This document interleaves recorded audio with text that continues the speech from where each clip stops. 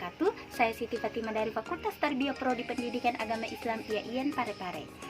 Halo sobat, bagaimana kabarnya hari ini? Baik, alhamdulillah.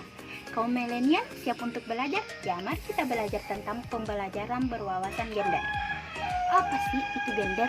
Gender berasal dari kata Latin yaitu genus, yang berarti jenis atau tipe. Gender adalah sifat dan perilaku yang diletakkan pada laki-laki dan perempuan yang dibentuk secara sosial dan budaya. Tahu nggak sih, pada awal perkembangannya, kata gender ini tidak dibedakan dari sifat seks, sehingga terjadi keracunan pemahaman dan penggunaan konsep gender dan seks di masyarakat. Padahal sangat berbeda loh teman, di mana gender telah mengarah ke arah sosial, bersifat tidak universal dan tidak sama di mana saja, dapat dipertukarkan, dinamis, berlaku tergantung masa dan bukan kodrat. Sedangkan seks lebih mengarah ke hal biologis, bersifat universal atau sama di mana saja, tidak dapat dipertukarkan dan berlaku sepanjang masa serta merupakan kodrat. Jadi sobat, dalam konsep gender dapat diartikan bahwa sifat dapat diperuntukkan antara sifat wanita dan pria, berubah dari tempat ke tempat, dari waktu ke waktu, dan dari satu kelas ke kelas lain. Tahu nggak sih sobat, gender memiliki pembagian peran. Terus, apa pembagian perannya? Yuk mari kita bahas. Pembagian peran gender menurut ilmu sosiologi dan antropologi, gender adalah perilaku atau pembagian peran antara laki-laki dan perempuan yang sudah dikonstitusikan dan dibentuk di masyarakat tertentu dan pada waktu tertentu pula. Gender ditentukan oleh sosial budaya dan di masyarakat setempat. Sedangkan seks adalah pembagian jenis kelamin yang sudah ditentukan oleh Tuhan. Misalnya, laki-laki mempunyai penis, produksi sperma dan menghamili, sementara perempuan mengalami menstruasi, bisa mengandung, melahirkan, serta menyusui dan menopause. Proses pembentukan yang diajarkan secara turun-menurun oleh orang tua kita, masyarakat, bahkan lembaga pendidikan yang ada dengan sengaja atau tanpa sengaja.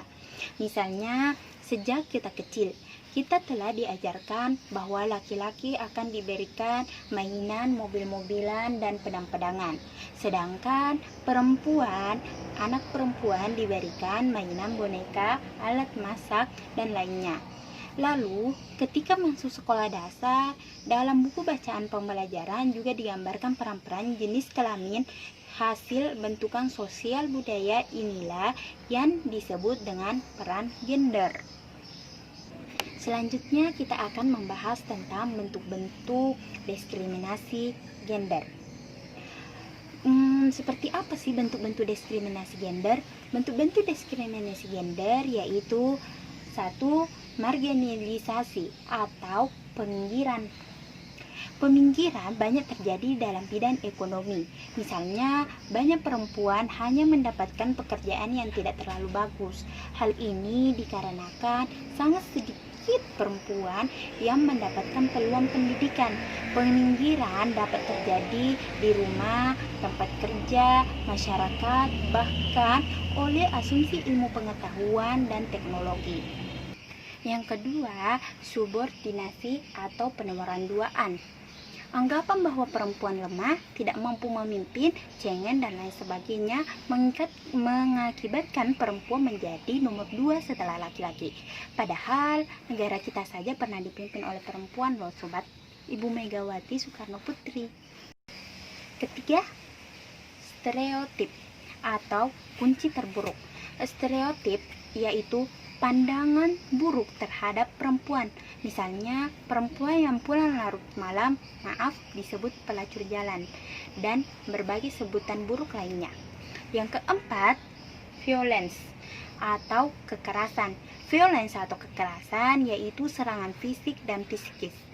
Perempuan pihak yang paling rentan mengalami kekerasan, di mana hal itu berkaitan dengan marginalisasi, subordinasi, maupun stereotip. Perkosaan, pelecehan seksual, atau perampokan adalah contoh kekerasan yang paling banyak dialami perempuan. Beban kerja berlebihan. Beban kerja berlebihan yaitu tugas dan tanggung jawab perempuan yang berat dan terus-menerus. Misalnya, seorang perempuan melayani suami, hamil, melahirkan, menyusui, juga harus menjaga rumah. Di samping itu, ia harus bekerja mencari nafkah juga. Terus sobat, bagaimana cara kita menghilangkan diskriminasi ini atau meminimalisir diskriminasi gender? Ya, mari kita bahas langkah-langkah meminimalis diskriminasi gender. Yang pertama, bangun kesadaran diri. Hal ini dilakukan melalui pendidikan. Cara mengubahnya juga melalui pengajaran dan sosialisasi baru. Kita bisa melakukan latihan atau diskusi secara kritis, minta profesional, aktivis kesetaraan gender, atau siapapun yang kita pandang mampu memandu untuk pelatihan dan diskusi yang kita adakan secara bersama. Yang kedua, bukan hanya urusan perempuan. Kita harus membangun pemahaman dan pendekatan baru bahwa ini juga menyangkut laki-laki. Perempuan bisa dilatih untuk lebih aktif, berani, dan mampu mengambil keputusan. Sedangkan laki-laki pun perlu dilatih untuk menghormati, menghargai kemampuan perempuan, dan ingin bermitra untuk maju. 3. Bicarakan. Salah satu cara untuk memulai perubahan adalah dengan mengungkapkan hal-hal yang menimbulkan tekanan atau diskriminasi. Yang keempat, kampanyekan. Karena ini menyangkut sistem sosial budaya yang besar, hasil dialog atau kesepakatan untuk perubahan yang lebih baik harus kita kampanyekan sehingga masyarakat dapat memahami idenya dan dapat memberikan dukungan yang penuh. Termasuk di dalamnya adalah mengubah cara pikir dan cara pandang masyarakat melihat laki-laki dan perempuan dalam ukuran kepantasan yang mereka pahami. Selanjutnya kita akan membahas praktek agar tidak memunculkan konflik yang sering terjadi pada isu gender. Kita dapat dilakukan dengan cara di lingkungan keluarga, antara perempuan dan laki-laki atau antara suami dan istri menjadi sahabat yang saling mengisi kekurangan pasangannya, mengingatkan di saat salah, menghargai, memberikan hadiah untuk pasangannya. Yang kedua, di lingkungan sekolah, guru tidak membedakan antara laki-laki dan perempuan, tidak melarang duduk antara siswa putri dan siswa laki-laki, memberikan penghargaan yang sama terhadap siswa yang disiplin, berprestasi, atau mampu menjawab pertanyaan.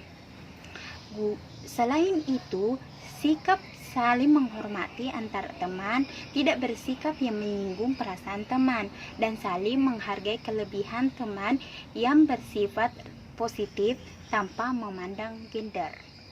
Oke sobat, kita telah membahas tentang pendidikan berwawasan gender. Kita telah membahas tentang pengertiannya, pembagian perannya, bentuk-bentuk diskriminasinya, langkah-langkah meminimalis diskriminasinya. Jadi saya atas nama Siti Fatimah mengucapkan mohon maaf apabila ada kekurangan dan kelebihannya semata-mata dari Allah Subhanahu wa taala. Sekian dan terima kasih. Assalamualaikum warahmatullahi wabarakatuh.